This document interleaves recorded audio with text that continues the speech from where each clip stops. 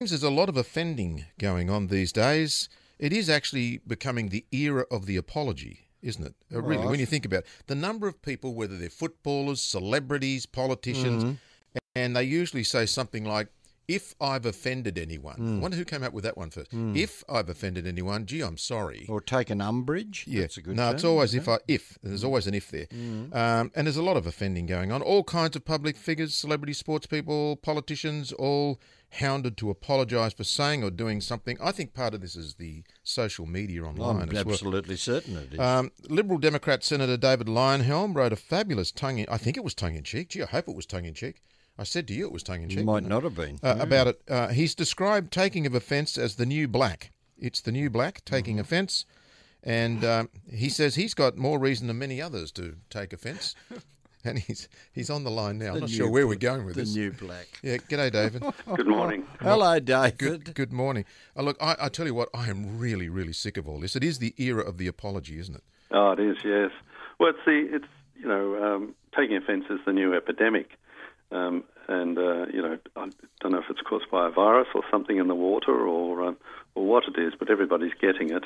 And it's rampant. It's an absolute epidemic. It's caused by stupidity, I think, isn't it? Yeah, but something you said that really resonated with me too is that the give and the take.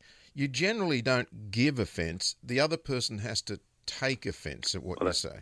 Well, exactly. That's the essence of the issue. It's a feeling. We choose our feelings. Yeah. To accuse somebody else of giving you offence suggests that you're not in charge of your own feelings. Other feelings that we also have are, say, love and hate and disgust and things like that.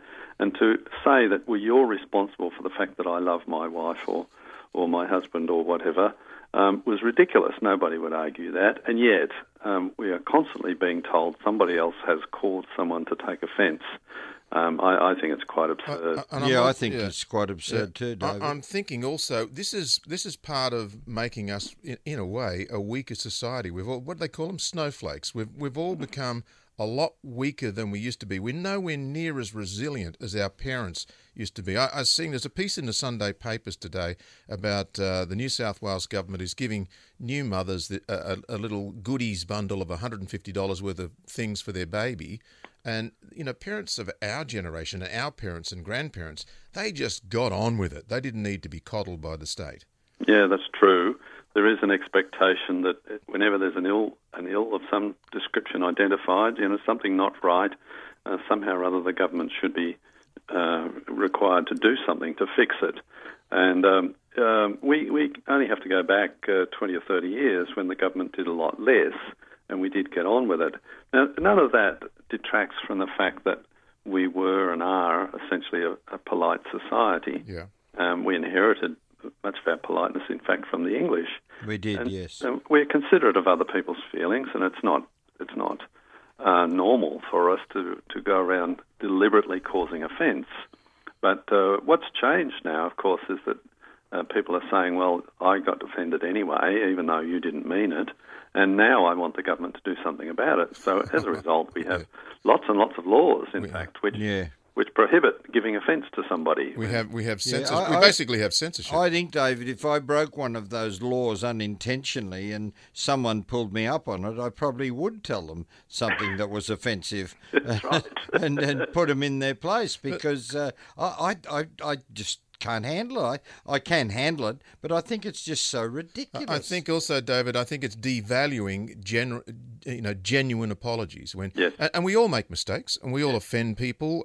We don't mean to. We might say something, or we might do something wrong, and you want to apologise for it. But if everybody's apologising left, right, and centre, it's kind of been watered down and devalued. It is. Yeah, you're quite right.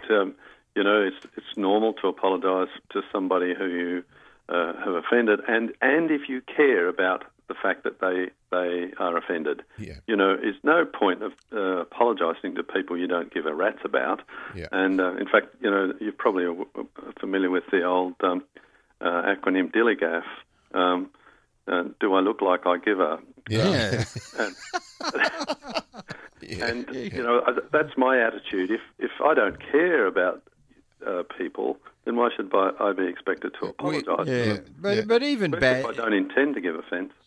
so-called bad language these days, David, I don't find that offensive if it's used in the correct context. No, it's context. If there's one person that's standing there and using, every bad word under the sun repeatedly, of course you'd tell them to pull up if you're with your wife or your friend. But even that has become sort of part of our vernacular these days, hasn't it? Yeah, that's right. That's very, very much a cultural thing. Civil society, what used to be offensive is not offensive anymore.